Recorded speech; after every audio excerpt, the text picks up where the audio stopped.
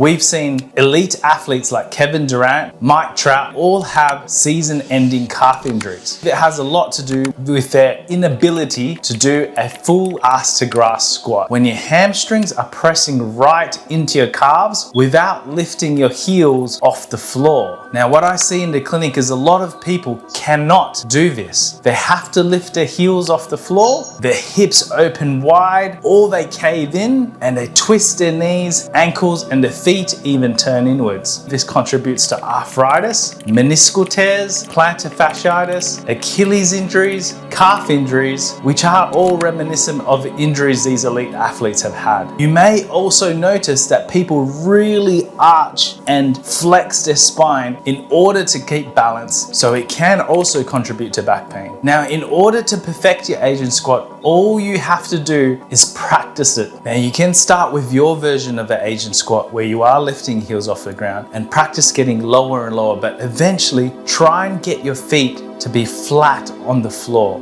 You can try going down using a pole or a steel beam to assist you to get to the bottom position and hold it there. You can use an incline board and gradually put less and less of your foot on the incline board until you can get all the way down. You could also use a half foam roller or a couple of plates with your foot on there and gradually put less and less of your foot on there. Knees over toes lunges are a great method of improving soleus, calf, and Achilles length, which often impede your Asian squat. Now, a simple test to find out if your ankles are limiting your Asian squat is a knee to wall test. Now, for that test, we generally want you to be up to or above 12 centimeters, particularly for elite athletes. Now, if you are 8 centimeters or below, that is likely limiting how deep you can squat, and will also likely mean that when you descend a step, you will be lifting your heel off the step and not being in full control of the descent. This is another example of your ankles not being able to move, and therefore more weight is placed on your knees. Now, you can see clearly from this diagram that if your ankles are too stiff, you will place more pressure on your gastrocnemius, your soleus, and things like your Achilles tendon and your plantar fascia. I use the ass to grass test and the knee to wall test in most of my patients that I see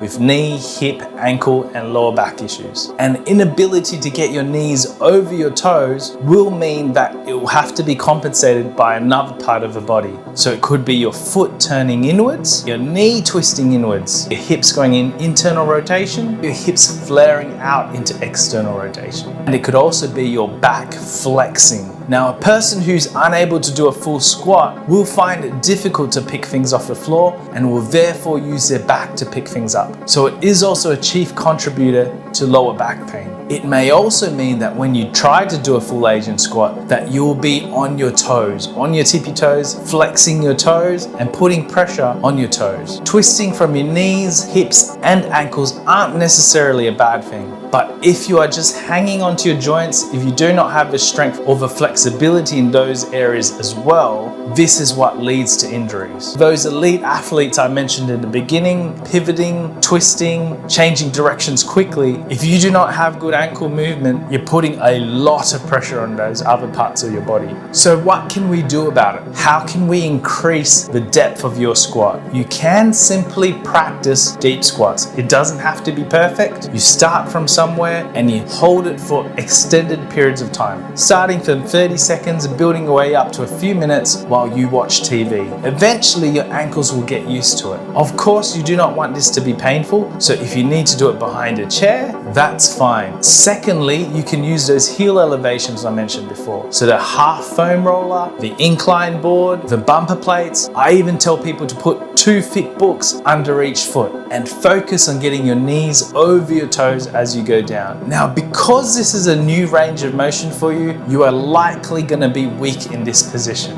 Your patella tendon and the muscles surrounding your knee are not used to this deep position. So don't be surprised that you find it quite weak, that you feel a little bit of clicking, possibly a little bit of pain. Now, mild pain is okay to begin with, but you should notice as you keep on doing it, it gets easier and easier. You can also work on stretching your calf, your soleus muscle with these simple stretches. Here, I'm placing my hands against the wall, going into a forward lunge, keeping my back knee completely straight, toes pointing straight ahead and doing a deep calf stretch. If you can't get a full stretch here, you need to take a bigger lunge out. Secondly, you could do your soleus stretch where you bring that back leg a little bit closer and try to bend your knee towards the wall. For both of these stretches, holding for at least 30 seconds and repeating several times a day is the key. You can also do the same thing on an incline board. Push the incline board at least half a meter away from the wall. The further away from the wall it is, the bigger the stretch you're gonna feel.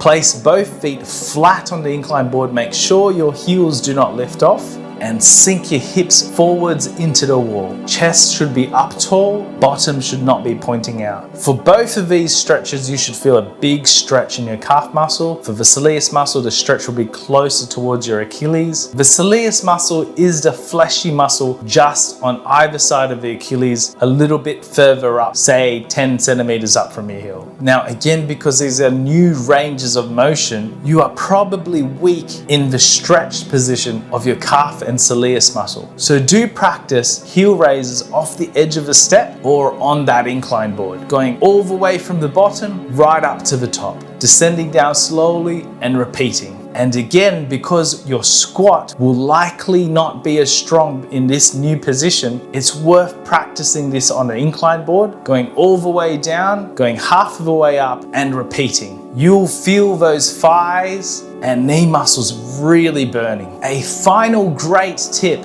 is to work on your knees over toes lunge in a half kneeling position. Push your knees right over your toes, hold it there for 10-20 seconds and repeat several times. You can work on it at several angles, going in, out, and straight forwards. The Asian or ass to grass squat is so important. I encourage everyone with lower back, knees, hips, ankle injuries, and foot pain to work on getting the squat as deep as possible. I would say almost every second patient I see has an issue with getting a full squat, and it has contributed in one way or another to their symptoms. Getting good at doing a squat with weight on your shoulders and being really strong getting out of the hole is the key to success in your body. I hope this is helpful. Leave a comment below if you have any questions, and don't forget to like and subscribe.